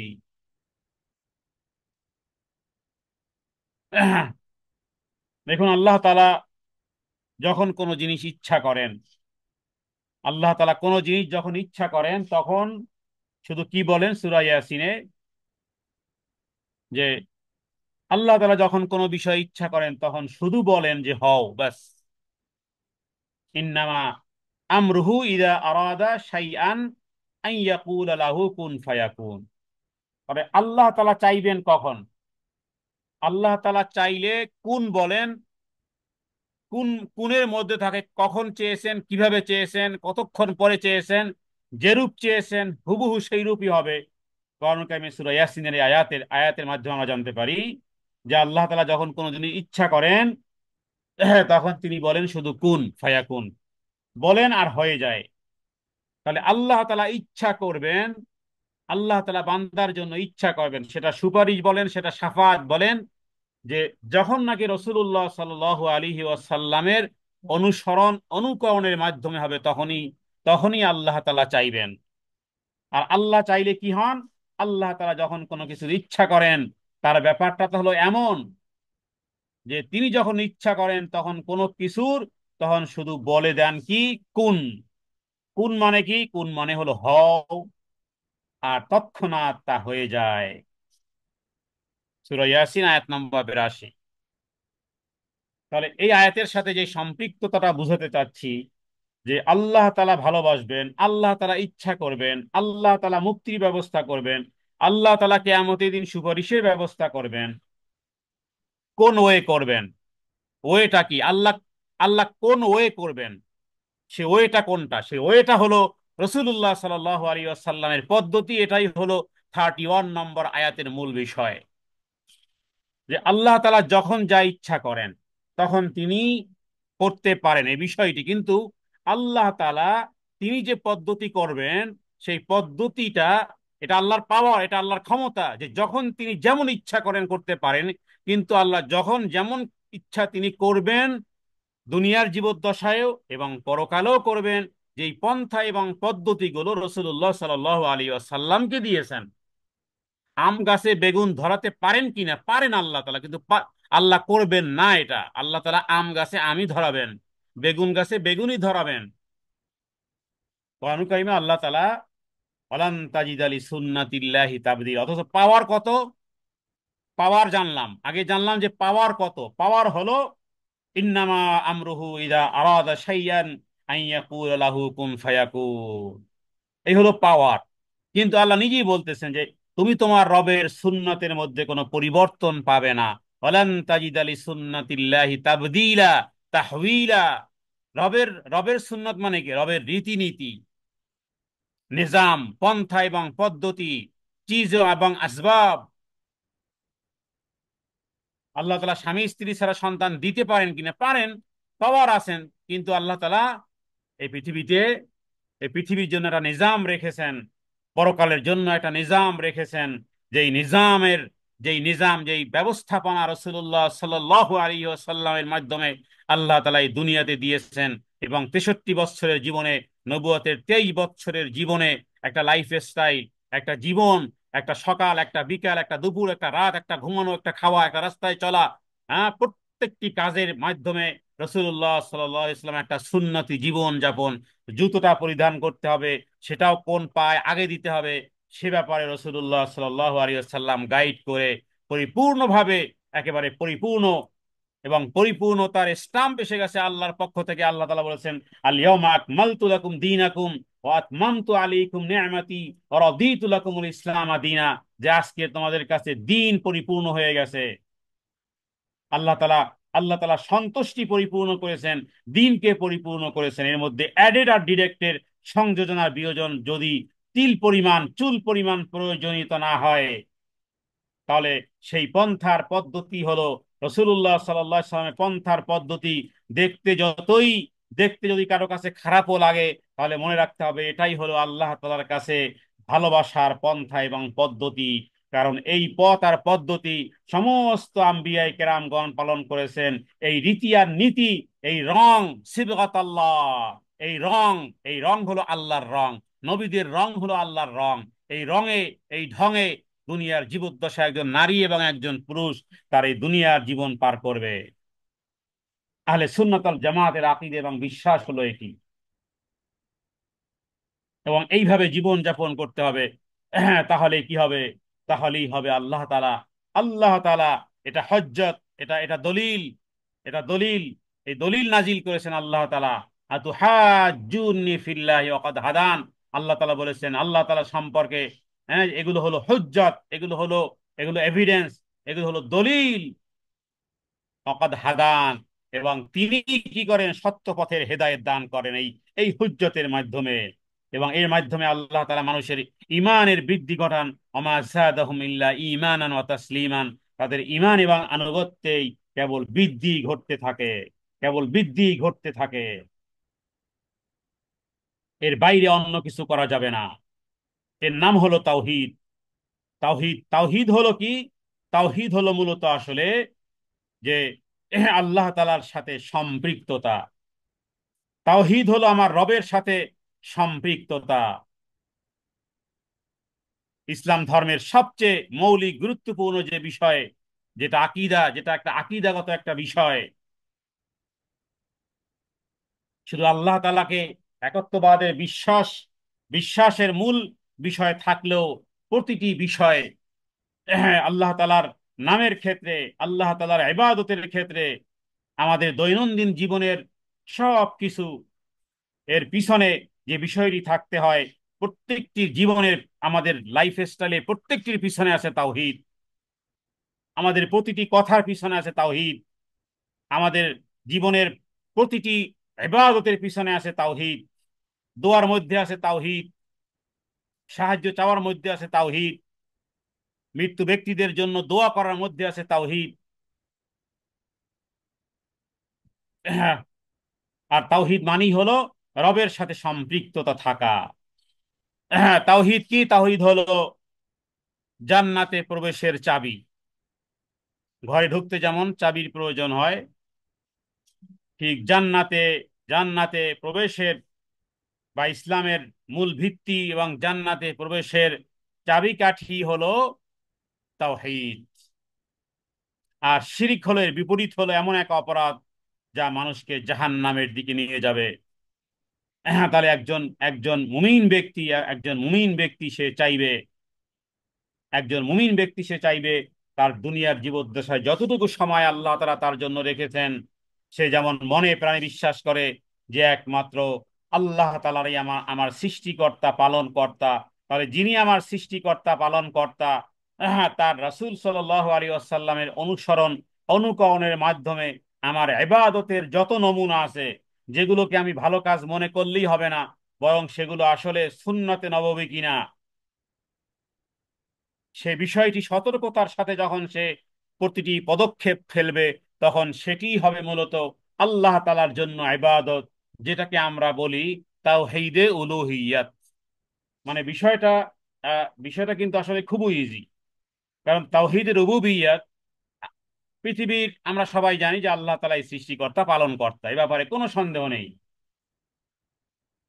কিন্তু যখন পদ্ধতিগুলো আমরা করি, আমাদের লাইফ স্টাইল গুলো যখন আমরা সাজাই, তখন সেটা যদি এই রকমের হয় যে আমার এই পদক্ষেপ, আমার এই জুতো পরিধান করা, আমার এই কাপড় পরিধান করা, আমার এই রান্না করা, আমার এই খাবার খাওয়া, আমার এই ঘুমানো, আমার এই রাত জাগা, আমার এই দিন আর আমার এই রাত, আমার এই পড়ালেখা, আমার এই যাবতীয় যা কিছু, এগুলো ওরা, তুমি দিয়েছো জীবন, এগুলো তোমার এবাদতের জন্যই করি, তোমার এবাদতের জন্যই করি, একমাত্র তোমার এবাদতের জন্য, তুমি এবাদতের যোগ্য, আর তোমার জন্যই করি। তাহলে দুনিয়াবি কাজ আর দুনিয়াবি কাজ থাকে না, এটাকে বলা যায় তাওহীদে উলুহিয়াত। এটাই হয়ে যায় তাওহীদে উলুহিয়াত। আহ, যে তাওহীদে উলুহিয়াত হয়ে যায় তখন। আর এর মধ্যে তখন আমরা কি হয়, আমরা যে দোয়া করি, সালাত আদায় করি, কোরবানি করি, ইত্যাদি যেগুলো আমরা করি, আল্লাহর জন্য আমরা সেজদা করি ইত্যাদি। তাহলে আকাশ জমিন কেউ বলে না যে এগুলো অমুক অমুক অমুকে সৃষ্টি করেছে, ফেরাউন এটা বলেনি। জীবন কে দেন, মৃত্যু কে দেন, এগুলো কেউ স্বীকার করে যে আল্লাহ তাআলা এগুলো এগুলো দেন। তাহলে এগুলো যখন আমরা জানলাম, তখন তার জন্যই দুনিয়ার জীবনে বেঁচে থাকা, মরে যাওয়া, ইন্না সালাতি ওয়া নুসুকি ওয়া মাহইয়ায়া ওয়া মামাতি লিল্লাহি রাব্বিল আলামিন। শয়তান জানে যে যেথায় ধোঁকা দেওয়া যাবে, এই কারণে ধোঁকা দেওয়া যাবে যেটায়, হ্যাঁ, হজে হজে ইব্রাহিমকে ধোঁকা দিতে পারিনি, ইসমাইলকে ধোঁকা দেওয়ার চেষ্টা করেছে। তো শয়তান জানে যে তাওহীদে, তাওহীদের ভিতরে, তাওহীদের রুবুবিয়্যাতের ক্ষেত্রে, হ্যাঁ, আমি ধোঁকা দিলে মানুষ আমাকে পাগল বলবে, যে বলো এই আসমান জমিন সৃষ্টি করেছেন, হ্যাঁ, কেউ অন্য কেউ সৃষ্টি করেছে না। যদিও কিছু ব্যক্তিদেরকে ধোঁকায় ফেলেছে, এগুলো এমনি এমনি নাকি সৃষ্টি হয়েছে, নাউযুবিল্লাহি মিন যালিক। তো শয়তান আমাদেরকে যেই জায়গাতে ধোঁকা দিবে, এগুলো একটা লেয়ার আছে, শয়তানের একটা লেয়ার আছে ধোঁকা দেওয়ার। সাধারণ ব্যক্তিদেরকে ধোঁকা দিবে তাওহীদে উলুহিয়্যাতে, ইবাদত গুলো অন্যের দিকে, ইবাদত গুলো মন চাহি ইবাদত বন্দি করাবে, যেগুলো সুন্নতের অনুসরণের মধ্যে নেই। কারণ তাহলে জানে যে আল্লাহর ভালোবাসা থেকে তাকে দূরে সরানো যাবে, কিন্তু বলবে যে না, রবের ভালোবাসা তুমি পাবে।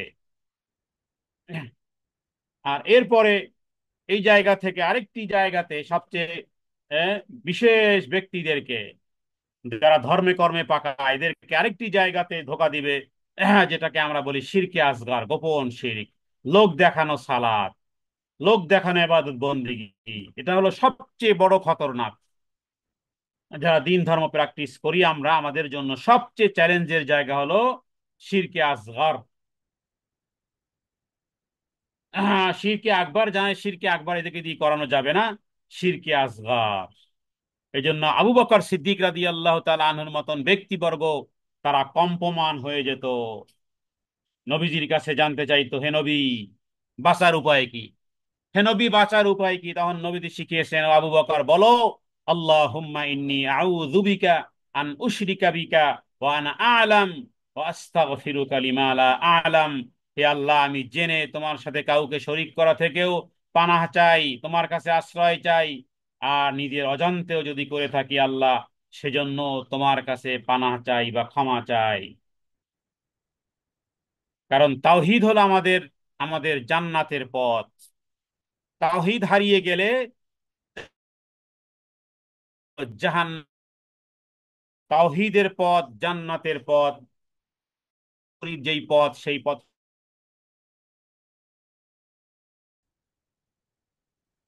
তাহলে এই কারণে তাওহীদে আসমা ও সিফাত, যেটি আমরা আলোচনা শুরুতে বলেছিলাম, যে আল্লাহ তাআলা কোরআন এবং হাদিসে যে সমস্ত নাম সমূহ আছে, সেই নাম সমূহ সম্পর্কে জ্ঞান লাভ করা, এর বাইরে অন্যান্য এই দয়াল নামে, পরওয়ারদিগার নামে ইত্যাদি বিভিন্ন নামে আল্লাহ তাআলাকে ডাকা, অথবা আল্লাহু আল্লাহু এমনকি জিকির করাও, আল্লাহু আল্লাহু জিকির করা জায়েজ কিনা, এই প্রশ্নের উত্তরে একই কথা, জায়েজ, কিন্তু সুন্নাহ নয়।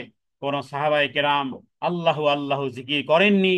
রাসূলুল্লাহ সাল্লাল্লাহু আলাইহি ওয়াসাল্লাম আল্লাহ তাআলার ইসমে জাত নিয়েও কখনো জিকির করেননি, বরং এর সাথে আরেকটি শব্দ লেগেছে, সেটা হলো সুবহানাল্লাহ।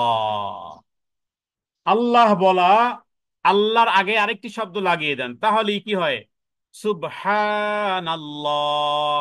বাস, এটা শরীয়তের রাসূলুল্লাহ সাল্লাল্লাহু আলাইহি সাল্লামের সুন্নতি পদ্ধতি অনুযায়ী জিকির হয়ে গেছে। তাহলে ওই যে 31 নম্বর আয়াত, হ্যাঁ, কোরআন কারীমের সূরা বাকারার, হ্যাঁ, সূরা আল ইমরানের, ইন কুনতুম তুহিব্বুন আল্লাহ ফাত্তাবিউনি ইউহিব্বুকুমুল্লাহ, আল্লাহর ভালোবাসা পেয়ে যাব।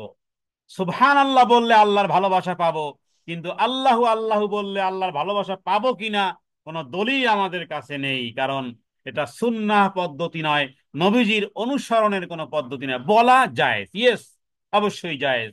কেউ যদি আল্লাহু আল্লাহু বলে, না জায়েজ না, আল্লাহর ইসমে জাত, কিন্তু সুন্নাহ নয়।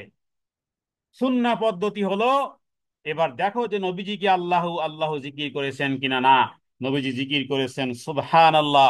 শুধু তাই নয়, নবীজি বলেছেন আহাব্বুল কালামি ইলাল্লাহি আরবা, আল্লাহ তাআলার কাছে চারটি কথা আছে অধিক প্রিয়, এর মধ্যে এক হলো সুবহান আল্লাহ। শুরুই হয়েছে সুবহান আল্লাহ দিয়ে। আলহামদুলিল্লাহ, এখানেও আছে আল্লাহ। আল্লাহু আকবার, এখানে আছে আকবার শব্দ। লা ইলাহা ইল্লাল্লাহ, এখানেও আল্লাহ শব্দ আছে। সব জায়গাতেই চারটি জিকিরের মধ্যে আল্লাহ শব্দটি প্রত্যেকটা শব্দের মধ্যে কিন্তু আছে। কিন্তু শুধু আল্লাহ নেই, শুধু আল্লাহ আল্লাহ আল্লাহ নেই। সুবহান আল্লাহর মধ্যে আছে সুবহান, মহান পবিত্র ওই সত্তা যিনি পূত পবিত্র। তাহলে সেফাতের সাথে আল্লাহ তাআলার নাম, আমরা যেমন এই যে মোহাম্মদ সাল্লাল্লাহু আলাইহি ওয়াসাল্লাম বলতেছি, নবীজির নাম বলার সাথে সাথে দুরূদ পাঠ করতেছি। তো যদি আপনি শুধু আল্লাহ বলেন, এমনি তো আমরা বলবো আল্লাহকে আল্লাহ বলবো, কোরআন কারীমে শব্দ যেহেতু আছে আল্লাহ, কিন্তু আসমা ও সিফাতের সাথে যখন বলি, তখন সেটা হবে জিকির। যেমন সুবহান আল্লাহ বললে এটা হয় জিকির, কারণ সুবহান শব্দের অর্থ যে তিনি মহান, তিনি পূত পবিত্র। আলহামদুলিল্লাহর সাথে আল্লাহ তাআলা নাম আছে, এখানে আলহামদু এক শব্দ আর আল্লাহ এক শব্দ, আলহামদুলিল্লাহ। তাহলে আল্লাহ তাআলা শব্দের সাথে আছে আলহামদু, তার মানে যাবতীয় প্রশংসা বা সমস্ত প্রশংসা ওই সত্তার জন্য। তাহলে এখানে আল্লাহ তাআলার গুণবাচক নাম সাথে আছে, তা এটা হয়ে যায় জিকির। তো রাসূলুল্লাহ সাল্লাল্লাহু আলাইহি ওয়াসাল্লাম আল্লাহ তাআলার নামগুলো ঠিক এইভাবে গ্রহণ করেছেন, এইভাবে উচ্চারণ করেছেন। আর নবীজি কিভাবে করলেন? নিজের মন মতো? নবীজি কি নিজের মন মতো কোনো কথা বলতেন? না। আমা ইয়ান্তিকু আনিল হাওয়া ইন হুয়া ইল্লা ওয়াহয়ুন ইউহা। তোমার নবী কোনো খেয়াল খুশি মতো কথা বলে না, যা কিছু বলে সেগুলো ওহী। ইন হুয়া ইল্লা ওয়াহয়ুন ইউহা। তাহলে কত চমৎকার পথ পথ পথ পথ, যখন বুঝলে তো আলহামদুলিল্লাহ, না বুঝলে কিছু করার নেই। আল্লাহর কাছে দোয়া করি, হে আল্লাহ, এত সহজ পথ, একেবারেই সহজ পথ, যে আমি নবীজির পদ্ধতি করলেই হয়ে যাবে ইবাদত, হয়ে যাবে রবের ভালোবাসা পাবো, অফুরন্ত ভালোবাসা পাবো। শুধু ভালোবাসাই পাবো না, ওই 31 নম্বর আয়াতে আল্লাহ তাআলা অনেকগুলো বিষয়ও দিবেন। হ্যাঁ, আরো 3টি বিষয় পাবো। কারণ আল্লাহ ভালোবাসা পাবো, রাসূলুল্লাহ সাল্লাল্লাহু আলাইহি সাল্লামের ভালোবাসার মাধ্যমেই এত পূর্ণ হবে।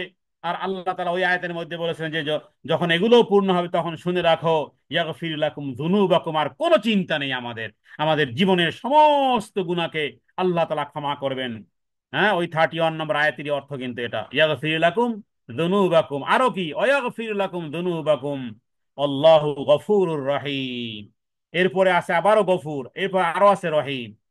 তার মানে আপনি জামাকে ধৌত করলেন, আয়রন করলেন, আরো এর উপরে দিলেন, আরো সুগন্ধি ছড়িয়ে দিলেন। সুবহান আল্লাহ, এত এক্সেলেন্ট পদ্ধতি, এত সুন্দর পদ্ধতি হলো রাসূলুল্লাহ সাল্লাল্লাহু আলাইহি ওয়াসাল্লামের রীতিনীতিতে। এর বাইরে যে রীতিনীতি পালন করবেন, মনে রাখবেন সেই রীতিনীতি সম্পর্কে আমি ওয়ালা তারকানু ইলাল্লাযিনা যালামু ফাতামাসসাকুমুন নার বলেছি। এটা এমন নয় যে ঠিক আছে করলাম, পুরস্কার পেলাম না, অসুবিধা কি, সমস্যা কি, না, ভয়াবহতা আছে। ফাতামাসসাকুমুন নার, কিয়ামতের দিন জাহান্নামের আগুন জাপড়ে ধরবে। আমরা যে সমস্ত ইবাদত বন্দিগুলো করি, হ্যাঁ, যদি আমরা ফলাফল না পাই, সওয়াব যদি না পাই, তাহলে ঠিক আছে, সওয়াব না হয় পেলাম না। এক ওয়াক্ত সালাত আদায় করলাম, হয়তো বা কোনো কারণে সওয়াব পেলাম না, কিন্তু না, সমস্যা তো এখানেই নয়।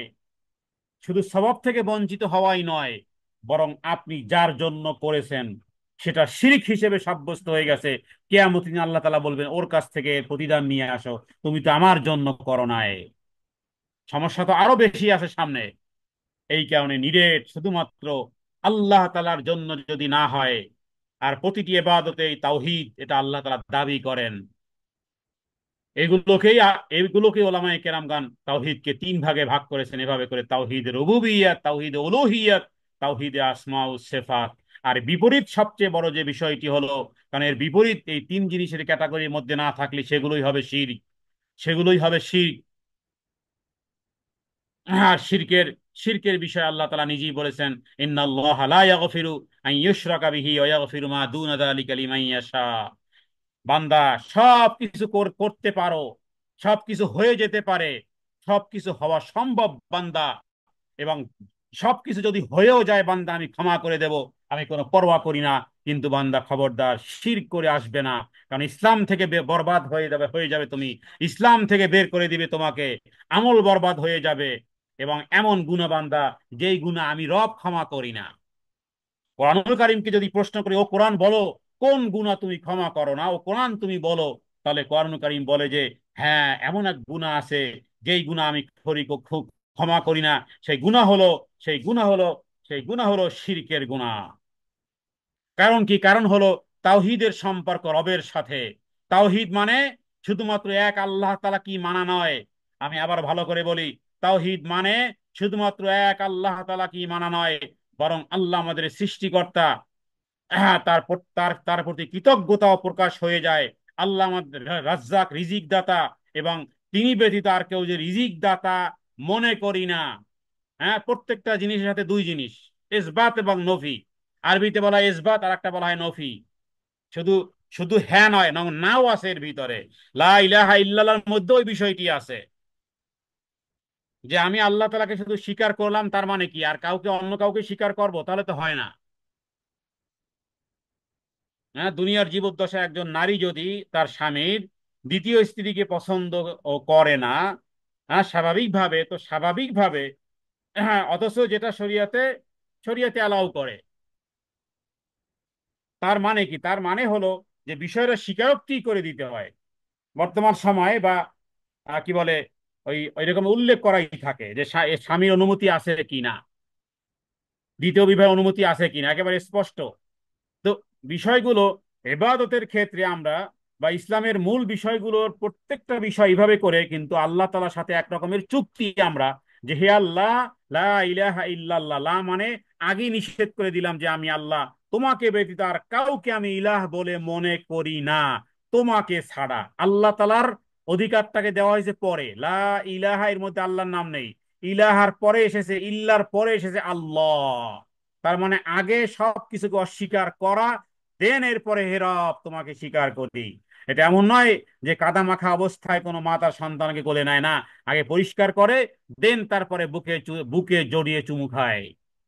তার মানে আগে আগে নফি করে দিতে হবে যে আল্লাহ শুধুমাত্র তোমাকেই মানি। বিষয়টি এমন নয়, তোমাকে ব্যতীত আর কাউকে মানি না, তোমাকে ব্যতীত আর কাউকে সৃষ্টিকর্তা মানি না, তোমাকে ব্যতীত আর কাউকে রিজিক দাতা মানি না, তোমাকে ব্যতীত আর কাউকে সাহায্যকারী বা উপকারী মানি না। একমাত্র তুমি আমার আল্লাহ, তুমি ছাড়া আমার আর কোনো ইলাহ নেই, এবং তুমি আমার সবকিছু স্রষ্টা। সুতরাং একমাত্র তোমারও ইবাদত করি, আর কারো ইবাদত করি না। ইয়াকা না'বুদু ওয়া ইয়াকা নাস্তাইন। এর বিপরীত শিরক। শিরক হলো আত্মার বিষ। হ্যাঁ, বিষ বিষ খেলে যেমন মানুষ মারা যায়, হ্যাঁ বিষ, ঠিক আত্মার বিষ হলো শিরিক। শিরিক শুধু মুখের কথা নয়, এটা মনের গোপন রোগ। কখনো অহংকারের মাধ্যমে, কখনো লোভের মাধ্যমে, কখনো অজ্ঞতার মাধ্যমে, হ্যাঁ এভাবে করে বিভিন্ন রকমের রাসূলুল্লাহ সাল্লাল্লাহু আলাইহি ওয়াসাল্লামের আনিত বিধানের বাইরে গেলেই সেগুলোই হলো বিষ। সেগুলো হলো শরীরের বিষ অথবা আত্মার বিষ, যেগুলো আমার যেগুলো আমার রবের থেকে আমাকে আলাদা করিয়ে ফেলবে। সুতরাং তাওহীদের সুফল হলো পরকালে শান্তি আর জান্নাতের পথ। কেউ যখন তাওহীদে বিশ্বাস করবে, তাওহীদকে সাথে রাখবে, তখন তার তখন তখন সেটি হবে রাসূলুল্লাহ সাল্লাল্লাহু আলাইহি ওয়াসাল্লামকে তার অনুসরণ এবং আল্লাহর ভালোবাসা, এবং আল্লাহ তাআলার সাথে সম্পৃক্ততা, এবং আল্লাহ তাআলা নিজে চ্যালেঞ্জ করেছেন। বুখারী মুসলিমের হাদিসে যেমন রয়েছে, কোরআনুল কারীমে আল্লাহ তাআলা নিজের ওই আয়াতের মধ্যে রয়েছে, সূরা নিসা 48 নম্বর আয়াতে আল্লাহ তাআলা কোনো কিছু পরোয়া করবেন না, কোনো কিছু পরোয়া করবেন না। আল্লাহ তাআলা সমস্ত গুনাহকে ক্ষমা করে দিবেন, আল্লাহ তাআলা সমস্ত গুনাহকে ক্ষমা করে দিবেন, এবং তিনি জান্নাতের যোগ্য আমাদেরকে বানাবেন যদি তাওহীদের বিষয়ে, যদি আমরা রবকে, যদি তাওহীদের বিষয়ে রবকে যদি ওয়াদা দিতে পারি, যদি এই কথা বলতে পারি যে হে আল্লাহ, এ ব্যাপারে কোনো কম্প্রোমাইজ হবে না, হবে না, হবে না, হবে না, কোনো দিন হবে না। এই অধিকার কাউকেই দেব না, দেব না, দেব না, কাউকেই দেব না, একমাত্র তোমার জন্যই। হে আল্লাহ, তুমি এক এবং একক, তোমার সাথে আর কাউকেই শরীক করি না, না ইবাদতে, না কোনো বিষয়ে। একমাত্র তুমিই আমার রব, আমার ইবাদত সমস্ত কিছু একমাত্র তোমার জন্যই। এই জায়গাতে যদি আর কাউকে যদি কাউকে যদি না প্রবেশ করাই, তাহলেই হবে তাওহীদের, তাওহীদের দাবি হবে। এবং এটাকে যদি সত্যিকার অর্থে আজীবন রাখতে পারি, তাহলে আল্লাহ তাআলা ঘোষণা আমরা পাবো যে বান্দা, আমি আর কোনো পরোয়াই করি না, আমি তোমার জীবনের সমস্ত গুনাহকে ক্ষমা করে দেব। আর এই তাওহীদের ভিত্তির সাথী আল্লাহ তাআলা সন্তুষ্টি জান্নাত রেখেছেন, যা নাকি সূরা ইখলাসের মধ্যে বারবার পড়ি, কুল হুয়াল্লাহু আহাদ, আল্লাহুস সামাদ, লাম ইয়ালিদ ওয়া লাম ইউলাদ ওয়া লাম ইয়াকুল লাহু কুফুয়ান আহাদ। সুতরাং তাওহীদ হলো আমাদের জীবনের আলো, তাওহীদ হলো আমাদের জীবনের মুক্তি। যখন আমরা আল্লাহর একমাত্র দাস হয়ে যাই, তখন সমস্ত দাসত্ব থেকে মুক্তি হই। এক দাস হই মানে কি, এরপর আরেক আরেক জায়গায় আমি দাস, তাই তো? মসজিদে আল্লাহু আকবার, মন্দিরে গেলেও আবার সেখানেও ভিন্ন রকম, অন্যান্য ধর্মাবলম্বীদের ধর্মকর্মকেও আবার সম্মান হয় না, হয় না, মিলে না, মিলে না, চলে না এগুলো। বিশেষ করে যারা ইউরোপে বসবাস করেন, আপনাদেরকে আরো সিরিয়াস হতে হবে। একটা লাইফ স্টাইল গড়েছেন তো গড়েছেন, আর ভিন্ন কোনো লাইফ স্টাইল নেই। তাওহীদের আলোয়, রাসূলুল্লাহ সাল্লাল্লাহু আলাইহি সাল্লামের সুন্নতে আলোয়, এবং একজনের দাসত্ব আপনি গ্রহণ করেছেন, একমাত্র আল্লাহর দাস আর বান্দার বান্দি হয়ে আছেন। এবং মনে রাখবেন, আপনি সমস্ত দাসত্ব থেকে মুক্ত হয়েছেন। এখানে একটু ওখানে একটু না, হবে না। আর এগুলো জানতে হলে আমাদের কোরআনুল কারীমের সাথে সম্পৃক্ত হতে হবে, তাওহীদ সম্পর্কে জানতে হবে, এবং আল্লাহ তাআলার উপরে বিশ্বাস করার সাথে সাথে, বিশেষ করে লা ইলাহা ইল্লাল্লাহু ওয়াহদাহু লা শারীকা লাহু। আপনারা জানেন যে দোয়ার চেয়ে শ্রেষ্ঠ কোনো দোয়া যদি থাকতো, তাহলে হাজীদেরকে আল্লাহ তাআলা, হাজীদেরকে রাসূলুল্লাহ সাল্লাল্লাহু আলাইহি ওয়াসাল্লাম বলতেন যে ওই দোয়াই পড়ো। আরাফার ময়দানে সর্বশ্রেষ্ঠ দোয়া কি? এখনই সার্চ দিয়ে আপনারা জানবেন, সেটা হলো লা ইলাহা ইল্লাল্লাহু ওয়াহদাহু লা শারীকা লাহু, লাহুল মুলকু ওয়া লাহুল হামদু ওয়া আলা কুল্লি শাইইন কাদির। আরে বান্দা, তুমি আরাফার ময়দানে গিয়ে তুমি কি দোয়া করতে চাও, কত দোয়া করতে চাও, ওগুলো তো এমনিই মাফ হয়ে যাবে। যদি তাওহীদ ঠিকঠাক হয়ে যেত, এমনি মাফ। যেই জিনিসের, যেই কাউকে যদি কাউকে যদি, কেউ যদি 1 কেজি জিলাপি চায়, আর যদি দোকানদার বলে আমি তোমাকে ডায়মন্ডের হার দিচ্ছি, তারপর আপনি যদি বলেন এদিকে ভ্রুক্ষেপে না, আপনি যদি বলেন, না 1 কেজি জিলাপি দেন, 1 কেজি জিলাপি দেন, আরে 1 কেজি জিলাপির দাম কত? তোমাকে তো ডায়মন্ডের হার দেওয়া হচ্ছে। হ্যাঁ, সারা জীবনে জিলাপি খেয়েও তো কুলোতে পারবে না ডায়মন্ডের এক টুকরো বিক্রি করলে। তো লা ইলাহা ইল্লাল্লাহু ওয়াহদাহু লা শারীকা লাহু, লাহুল মুলকু ওয়া লাহুল হামদু ওয়া হুয়া আলা কুল্লি শাইইন কাদির। আরাফার ময়দানে শ্রেষ্ঠ দোয়া, সব জায়গায় সারা জীবনের শ্রেষ্ঠ দোয়া।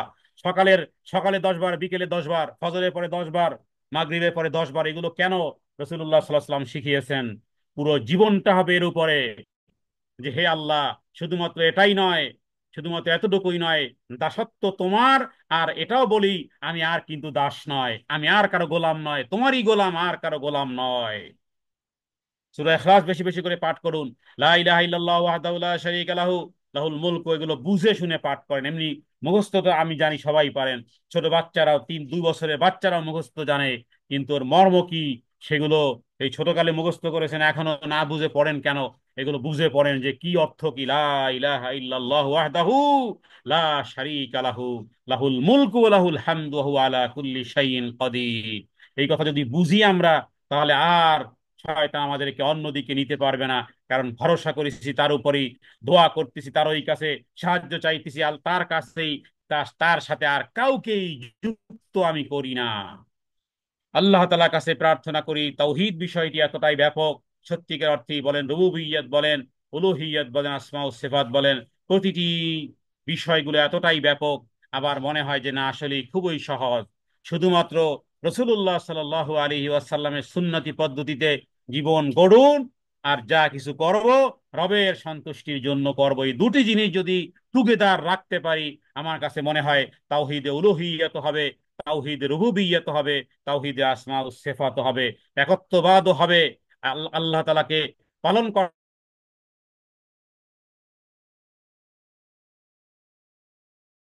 মনে করে তার ইবাদত পালনও ইনশাআল্লাহ সহি সুন্নাহ অনুযায়ী হবে। রব্বে কারীমের কাছে প্রার্থনা করি, হে আল্লাহ, আপনি আমাদেরকে সত্যিকার অর্থে তাওহীদ বিষয়ের জ্ঞান দান করেন, যেভাবে করে আপনি আপনার প্রিয় মাহবুব মুহাম্মদ রাসূলুল্লাহ সাল্লাল্লাহু আলাইহি ওয়াসাল্লামকে তাওহীদের জ্ঞান দিয়েছেন। সাহাবায়ে কেরাম তাওহীদের জ্ঞান লাভ করে আপনার কাছ থেকে তারা সন্তুষ্টি স্টাম্প তারা লাভ করেছে। রিদওয়ানুল্লাহি তাআলা আলাইহিম আজমাইন, রাদিয়াল্লাহু আনহুম ওয়া রাদু আনহু, তারা এই খেতাব কোরআনুল কারীমের ভাষায় তারা পেয়েছে। হে আল্লাহ, আমরাও তাদের অনুসরণকারী। এবং হে আল্লাহ, একমাত্র আপনাকে আপনাকে সৃষ্টিকর্তা হিসেবে যেভাবে করে বিশ্বাস করি, এর বাইরে আর কাউকেই স্বীকার করি না। আপনি স্রষ্টা, আপনি আমাদেরকে সৃষ্টি করেছেন। যাবতীয় ইবাদতের যোগ্য একমাত্র একমাত্র আপনি। আপনি ব্যতীত আর কারো ইবাদতের জন্য আর কারো কারো ইবাদত আমরা করি না, আর কাউকে আমরা ডাকি না। একমাত্র আপনি আমাদের রব। হে আল্লাহ, এই কথা মুখে বলার সাথে সাথে আমাদের হৃদয়ে আপনি গ্রথিত করে দেন। হে আল্লাহ, সত্যিকার অর্থেই শয়তান আমাদেরকে যে বিভ্রান্ত করে, অনেকগুলো আমল আমাদেরকে ছো মেরে নিয়ে যায় মানুষের সন্তুষ্টি কামনা করা অথবা দুনিয়ার কোনো বৈষয়িক কোনো কিছুর কামনার মাধ্যমে আমাদের ইবাদত গুলো সে নষ্ট করে ফেলেছে। হে আল্লাহ, ইবাদতের মধ্যে যদি শিরকে আসগার হয়ে থাকে, শিরকে আকবার হয়ে থাকে, হে আল্লাহ, আপনি ক্ষমা করেন। হে আল্লাহ, আমরা এই কথা স্বীকার করি। আল্লাহ, জেনে বুঝে কোনোদিন আমরা শিরিক করব না। না জেনে বুঝে যে শিরিক গুলো আমরা করে ফেলেছি, হে আল্লাহ, আপনি আমাদেরকে সেগুলো ক্ষমা করেন। হে আল্লাহ, আপনি আমাদেরকে ক্ষমা করেন। এই মহাবিশ্বের অনাদি আর অনন্ত সৃষ্টিকর্তা একমাত্র আপনি। আপনি থাকবেন, আপনি ছিলেন, আপনি থাকবেন, আমরা থাকবো না। আপনার অস্তিত্ব টিকে থাকবে এবং পৃথিবীর সব কিছু ধ্বংস হবে। কুল্লু মান আলাইহা ফান হবে, ওয়ায়াবকা ওয়াজহু রাব্বিকা, ঠিক থাকবে। যুল জালালি ওয়াল ইকরাম, তুমিই থাকবে। হে আল্লাহ, তুমি দোষ ত্রুটি থেকে মুক্ত, পূত পবিত্র, আর আমরা দোষ ত্রুটিতে ভরা। আমাদের দোষের কোনো অন্ত নেই, তুমি দোষ ত্রুটি থেকে মুক্ত। হে আল্লাহ, আমাদের জ্ঞানের স্বল্পতা, আমাদের জ্ঞানের ভুল, আমরা কিন্তু তুমি সব কিছু থেকে মুক্ত এবং পূত এবং পবিত্র। হে আল্লাহ, আপনি সামিয়া, হে আল্লাহ, আপনি বাসির। আপনার কোনো উদাহরণ নেই, আপনার কোনো প্রতিদ্বন্দ্বী নেই, আপনার কোনো সহযোগী নেই, আপনার কোনো নজির নেই, আপনার বেমেসাল, আপনার কোনো সাহায্যকারী নেই। এবং আপনি আপনি বিশ্বজাহানের শৃঙ্খলা ইত্যাদি সব কিছু আপনার হাতেই। আপনার কোনো শরিক নেই, আপনার কোনো সহকারী নেই।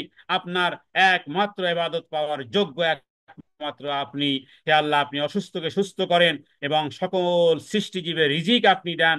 আপনি মানুষের অসুবিধা দূর করেন, কষ্ট দূর করেন। হে আল্লাহ, আপনি মানুষকে সুস্থতার নেয়ামত দান করেন। হে আল্লাহ, আপনি মানুষের মনের আশা পূর্ণ করেন।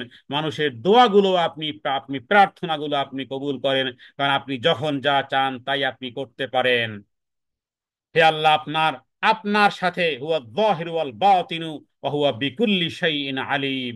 হে আল্লাহ, আপনি আমাদের বন্ধু হন। হে আল্লাহ, আপনি আমাদের অভিভাবক হন। হে আল্লাহ, আমাদের এই চাওয়ার পাওয়ার সাথে হৃদয়ের সম্পৃক্ততা এবং জীবনে বাস্তবে যেন পালন করতে পারি।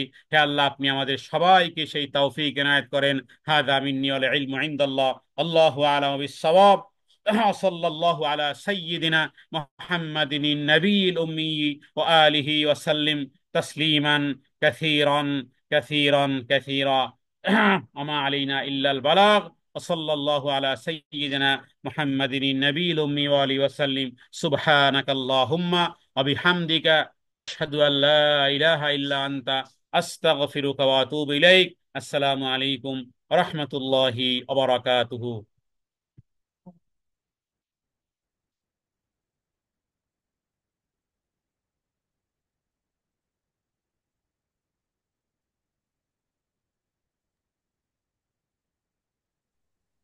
ওয়ালাইকুম আসসালাম ওয়া রাহমাতুল্লাহি ওয়া বারাকাতুহু। শাইখ, জাযাকাল্লাহু খাইরান।